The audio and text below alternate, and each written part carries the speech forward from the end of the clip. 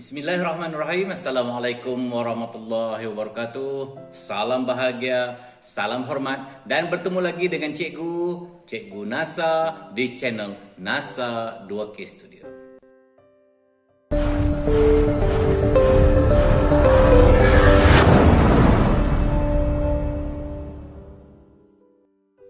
Pertemuan kita kali ini adalah untuk meneruskan lagi pembelajaran Bahasa Melayu tahun 4. Pada kali ini, cikgu akan membawa anak-anak untuk meneliti apakah tajuk yang akan kita pelajari pada buku teks muka surat 34. Diharapkan anak-anak telah bersedia dengan buku teks dan buku latihan untuk kita selesaikan soalan yang dikemukakan pada muka surat tersebut. Kalau sudah bersedia, jom kita memulakan.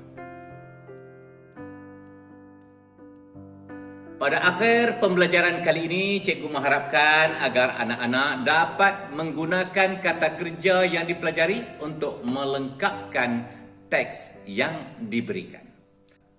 Jom kita lihat bersama-sama buku teks pada muka surat 34. Tata bahasa. Kelasku, inspirasiku. Hari ini kita akan belajar tentang kata kerja aktif tak transitif. Sebelum itu, cikgu suka ingatkan kamu bahawa kita telah pun mempelajari jenis-jenis kata kerja, iaitu kata kerja aktif transitif dan kata kerja aktif tak transitif. Cuma pada kali ini kita nak mempelajari secara lebih mendalam sedikit apa yang dikatakan kata kerja aktif tak transitif. Terlebih dahulu, kita lihat dahulu catatan kecil ataupun nota kecil pada munshi cilik di bahagian bawah buku teks muka surat 2. Jom sama-sama kita lihat. Munshi cilik menyatakan bahawa kata kerja aktif tak transitif terdiri daripada A. Kata kerja aktif tak transitif berpelengkap. Contohnya, adik berdiri di tepi pintu. Di tepi pintu itu merupakan pelengkap. Manakala B pula, kata kerja aktif tak transitif tanpa pelengkap. Contohnya, semua murid bangun. Bangun! Selamat pagi, cikgu. Selamat pagi murid-murid. Okey, kita berbalik kepada pembelajaran kita yang dahulu. Kata kerja aktif tak transitif adalah kata kerja yang tidak memerlukan objek. Untuk mengukuhkan kedudukan kata kerja itu sendiri, untuk memberi pemahaman kepada kita. Secara lebih mudahnya kita ikuti macam ini sahaja. Sekiranya kita bertemu dengan kata kerja di dalam sesuatu ayat, kalau kita tutup perkataan selepas kata kerja itu, kita faham atau tidak ayat itu. Kalau kita faham, itu adalah kata kerja aktif tak transitif yang tidak memerlukan objek. Kalau ayat itu tergantung, tak faham, menimbulkan pertanyaan balik, itu kata kerja aktif transitif. Okey, jadi kita terus ke kata kerja aktif tak transitif yang dikatakan berpelengkap dan tidak berpelengkap ini. Berpelengkap lebih kepada keterangan. Contohnya seperti ini. Kami mandi di sungai. Mandi. Bila sebut perkataan mandi, kita sudah faham bagaimana cara mandinya itu, bagaimana kita nak mandi. Cuma yang akan menimbulkan sedikit pertanyaan ataupun sedikit keraguan adalah mandi di mana. Jadi pelengkapnya di sini adalah di sungai. Pelengkap. Tapi kalau sekadar kami sedang mandi, orang dah tahu dah mandi itu membasahkan badan dengan air. Faham nah? Okey, contoh yang kedua yang boleh cikgu sebutkan di sini adalah seperti dia senyum semasa berjalan. Senyum. Kita dah tahu dah senyum. Tak payahlah senyum apa. Takkan nak tanya lagi senyum apa. Senyum kambing. Senyum ketawa. Senyum menangis. Tak tahu. Tetapi senyum. Dia senyum. Kita dah tahu. Tetapi untuk memberikan pelengkap ataupun keterangan, kita tambah sedikit. Ketika berjalan. Sambil berjalan dia senyum. Kan senyum itu satu sedekah. Sekarang cikgu akan sebutkan pula beberapa contoh kata kerja tak transitif yang tidak memerlukan pelengkap. Seperti radio itu berbunyi. Tak payahlah kita tanya bunyi macam mana apa semua. Cuma kita mungkin tambah berbunyi agak kuat. Itu keterangan, ya, bukan pelengkap. Mungkin rumahnya roboh. Dah tahu dah, roboh tu maknanya jatuh ke bawah. Mungkin ditimpa pokok dan sebagainya, itu penerangan. Mudah sahaja. Mungkin kalau tak jelas boleh bertanya kepada guru di dalam kelas. Sekarang kita fokus kepada apakah latihan yang terdapat pada buku teks muka surat 34. Jom kita lihat sama-sama. Tata bahasa kelas inspirasiku. Inspirasi bermaksud ide ataupun ilham.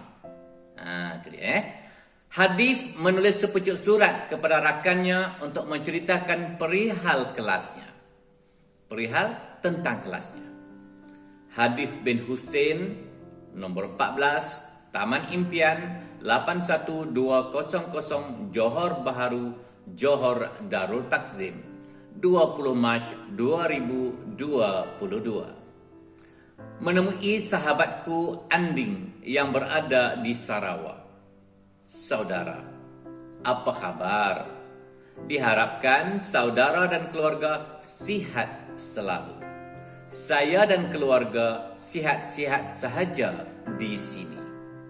Saudara, tujuan saya menulis surat ini adalah untuk ditinggalkan ruang kosong di situ tentang kelas saya. Tentang kelas saya adalah satu pelengkap. Jadi kita cuba lihat dahulu apakah jawapan yang sesuai untuk kita lengkapkan tempat kosong itu. Bila kita menulis itu kita nak buat apa? Kita nak memberitahu, nak menceritakan. Ya, dah pun cikgu sebut jawapannya. Okey, kita teruskan membaca. Kelas saya telah dipilih sebagai kelas terbersih untuk bulan ketiga berturut-turut. Semuanya berkat kesungguhan murid-murid yang dibiarkan tempat kosong untuk membersihkan kelas. Apakah pula jawapan yang sesuai untuk tempat kosong yang kedua ini? Murid-murid yang apa? Biasanya kalau kita pergi ke setiap kelas, ada jadual.